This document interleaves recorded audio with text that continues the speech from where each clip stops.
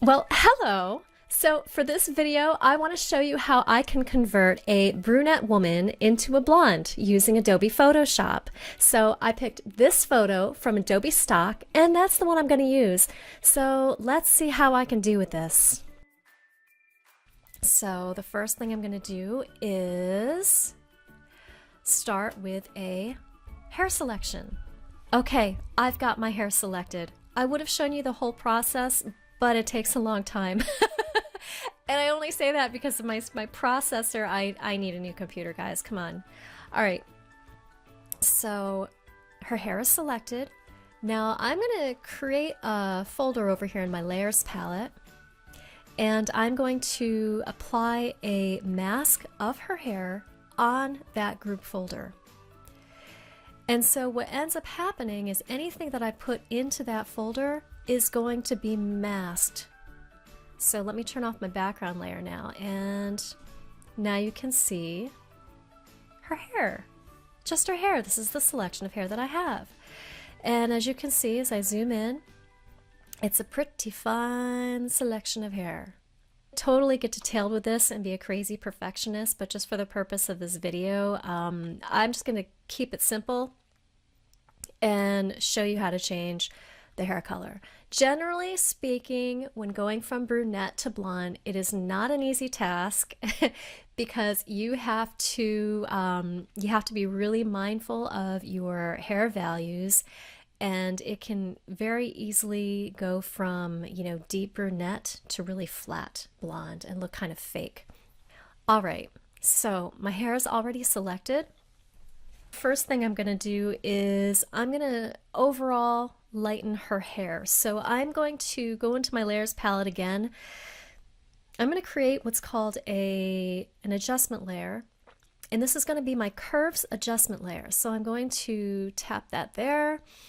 It's going to bring up my curves palette, and I'm going to take this line here and I'm going to increase from the mid-tone area. And as you can see, her hair is getting much lighter in places. Now, because of this curve, you can see that her darks over on the left are staying dark, but her midtones are coming up. And I may even increase the brightness of her whites. All right. I'm going to go with that for now, and let's see how that looks as I progress. Okay, layers palette again. The next thing I'm going to do is, this might not be necessary, but I'm a big fan of levels. I actually use levels more than I use curves. So just for the sake of being who I am, I'm going to go in here and I'm going to create a levels layer. And once again, I am going to raise up her midtones by pulling them to the left.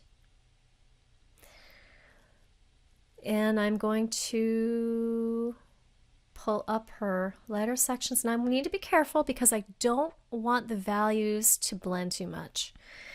Again, it's difficult when going from brunette to blonde, but you know, let's just keep going and see what happens. All right. Now I am going to make her blonde. Right now I've got her as a very light gray, and I think it's absolutely and utterly gorgeous, but we said we were going to go blonde, so let's go blonde. Okay, another adjustment layer. This one is going to be selective color. Okay, now there are 3 colors in this drop-down menu that I want to work with. I'm going to do whites, neutrals, and blacks. I think I'm going to start with, I'm going to start with neutrals because I think that's probably going to change her overall look. I want to pull out some cyan. And as you can see, it's going opposite of cyan. But that's okay, because once I move around these other colors, we're going to start seeing some good stuff happening. So I'm going to pull down the magenta as well.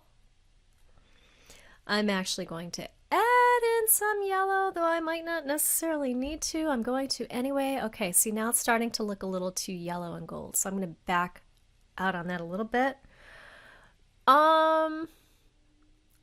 Let's just start there for now. I think that's all I want to do with neutrals. So now I'm going to go and I'm going to select blacks. She's already looking pretty nice and blonde, isn't she? Now, again, somebody else might be able to do this better, but I think I am feeling pretty happy with my own accomplishment this time around.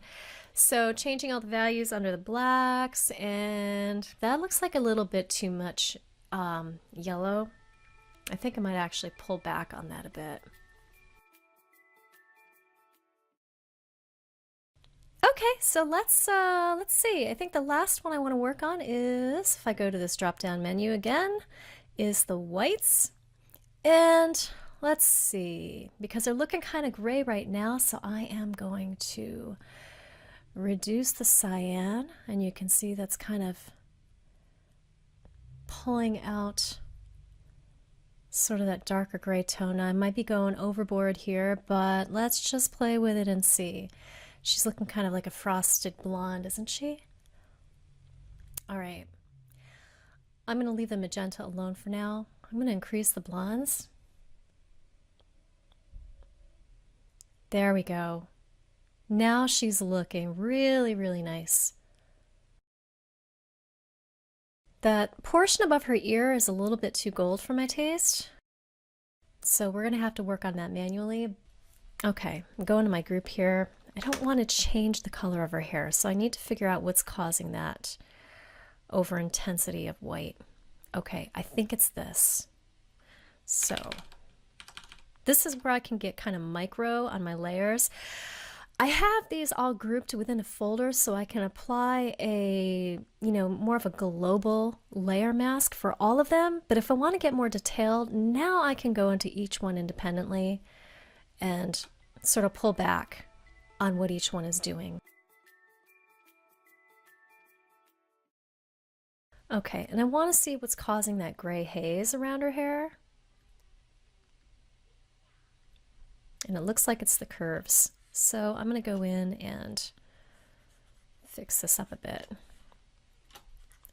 I'm okay with her hair being kind of dark on the outside.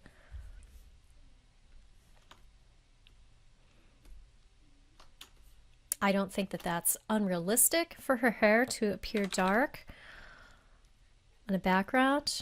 It's not appearing brunette, but it's appearing dark. It's a contrast. So I'm happy with this. There you go. Okay, so just bear with me as I go through some last minute tweaks because that is what I do.